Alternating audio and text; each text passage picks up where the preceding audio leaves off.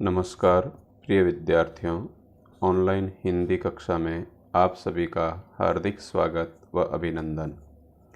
आज हम कक्षा 10वीं विषय हिंदी काव्यखंड के अंतर्गत छायावाद के प्रमुख कवि जयशंकर प्रसाद का जीवन परिचय पढ़ेंगे। जयशंकर प्रसाद का जन्म 30 जनवरी 1889 ईस्वी के अंतर्गत काशी नगरी में हुआ था। इनके पिता का नाम बाबू देवी प्रसाद तथा माता का नाम मुन्नी देवी था। गुरु का नाम मोहिनी लाल बताया जाता है। इन्होंने अपने गुरु से शिक्षा ग्रहण कर अपने जीवन को आगे बढ़ाया। बाल्यकाल का नाम या उपनाम झारखंडी या कलाधर के नाम से भी इनको जाना जाता है। अल्प आयु में ही घर पर ही संस्कृत, हिंदी, उर्दू, फारसी व अंग्रेजी का ज्ञान प्राप्त कर अध्ययन के क्षेत्र में आगे बढ़े। छायावाद के कवि चतुष्टय में जयशंकर प्रसाद अग्रगण्य माने जाते हैं।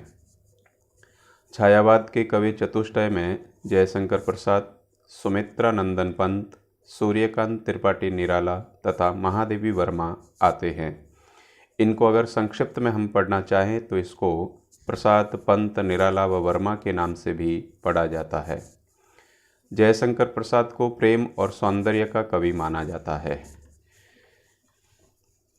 छायावादी कवि जयशंकर प्रसाद का जन्म काशी नगरी में सन 1889 में हुआ था। ये छायावाद क्या है? छायावाद के अंतर्गत कहा जाता है कि प्रेम, प्रकृति और मानव सौंदर्य की स्वानुभूतिमय रहस्यपरक सूक्ष्म अभिव्यंजना लाक्षणिक एवं प्रतीकात्मक शैली में जिस काव्य में होती है उसे छायावाद कहा जाता है। यानी प्रेम और प्रकृति का जो मानव सौंदर्य जो अभिभूत होता है, जिसको अभिव्यंजना के साथ अभिव्यक्त किया जाता है, लक्षणा के साथ अभिव्यक्त किया जाता है और प्रतीकात्मक शैली के माध्यम से उसको जब दर्शाया जाता है तो वहाँ पर छायावाद माना जाता है। छायावाद का प्रारंभ 1918 से 1936 तक माना जाता है। 18 से प्रारंभ होता है और 36 को कहा जाता है कि छायावाद का जो है अंतिम काव्य रचा जाता है। इनके पिता बाबू देवी प्रसाद शिक्षा प्रेमी थे, जिन्हें लोग सोंगनी साहू कहकर बुलाते थे। प्रसाद जी की प्रारंभिक शिक्षा का प्रबंध पहले घर पर ही हुआ, बाद में इन्हें क्वींस कॉलेज में अध्ययन हेतु भेजा गया था। यानी कि आर्थिक स्थिति या परिस्थिति अनुकूल न होने के कारण प्रारंभिक शिक्षा इन्होंने घर पर ही प्राप्त करी थी।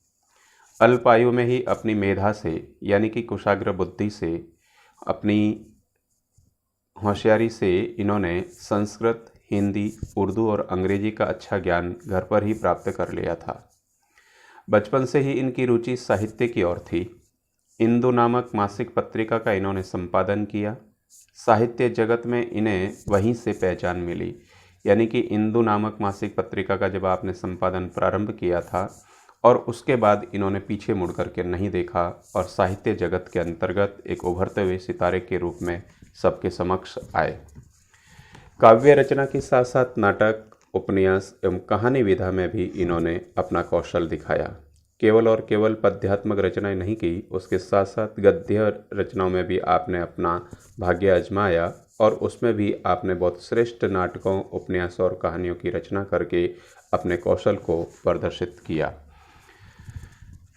प्रसाद का साहित्य जीवन की कोमलता, माधुर्य, शक्ति और ओज का साहित्य माना जाता है।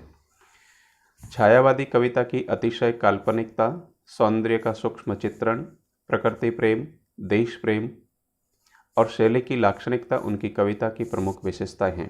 यानी कि आपकी कविताओं के अंतर्गत अतिशय काल्पनिकता भी देखने को मिलती है, सौंदर्य का सूक्ष्म चित्रण भी आपने बहुत ही अच्छे से किया है। प्रकृति प्रेम के कारण प्रकृति को भी इन्होंने अपने काव्य में स्थान दिया है।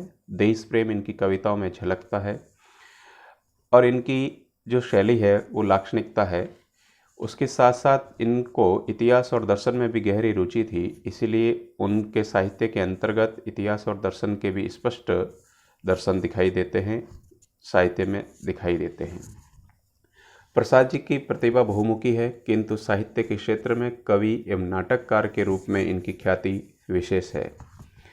इन्होंने ऐतिहासिक नाटकों की बहुत ही सुंदर रचना की है। छायावादी कवियों में वे अग्रगण्य माने जाते हैं। कामायनी इनका अन्यतम काव्य ग्रंथ है। कामायनी जो है इनका सर्वश्रेष्ठ महाकाव्य भी माना जाता है। कामायनी के अंतर्गत नवम सर्ग के अंतर्गत ये कुछ पंक्तियों के माध्यम से ये बताना चाहते हैं कि ज्ञान दूर कुछ क्रिया भिन्न, इच्छा क्यों न पूरी हो मन की, एक दूसरे से मिल न सके ये विडम्बना जीवन की।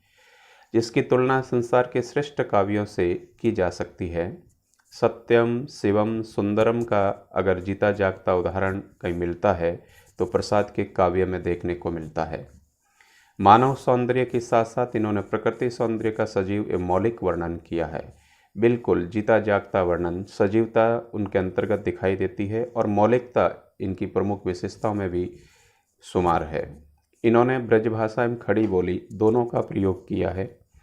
इनकी भाषा संस्कृत निष्ठ है, यानी कि इन्होंने ब्रज और खड़ी बोली के साथ साथ संस्कृत शब्दों का भी प्रचुर मात्रा में प्रयोग किया है, लेकिन वह सरल संस्कृत का आपने सर्वाधिक उपयोग किया है। 15 नवंबर सन 1937 ईस्वी को हिंदी साहित्य का यह अमर कवि सदा के लिए इस संसार से विदा हो गया। आपकी प्रमुख रचनाएं काव्य आंसू, लहर, झरना, कामायनी, प्रेम पथिक, चित्राधार। नाटक जो ऐतिहासिक नाटक माने जाते हैं ध्रुव स्वामिनी, विशाखा, राज्यश्री, अजातशत्रु, स्कंदगुप्त, चंद्रगुप्त, एक घूंट। उपन्यास कंकाल, तितली, इरावती। इरावती उपन्यास आप पूर्ण नहीं कर पाए, अपूर्ण रह गया, उससे पहले ही आप इस संसार से विदा हो गए थे। कहानी आकाशदीप, प्रतिध्वनि, पुरस्कार, गुंडा, आंधी, छाया, इंद्रजाल। निबंध काव्यकला तथा अन्य निबंध आपके प्रमुख माने जाते हैं। अगले वीडियो में हम इन्हीं के द्वारा रचित कविता प्रभो का विस्तार से अध्ययन करेंगे। तब तक जय हिंद, जय भारत।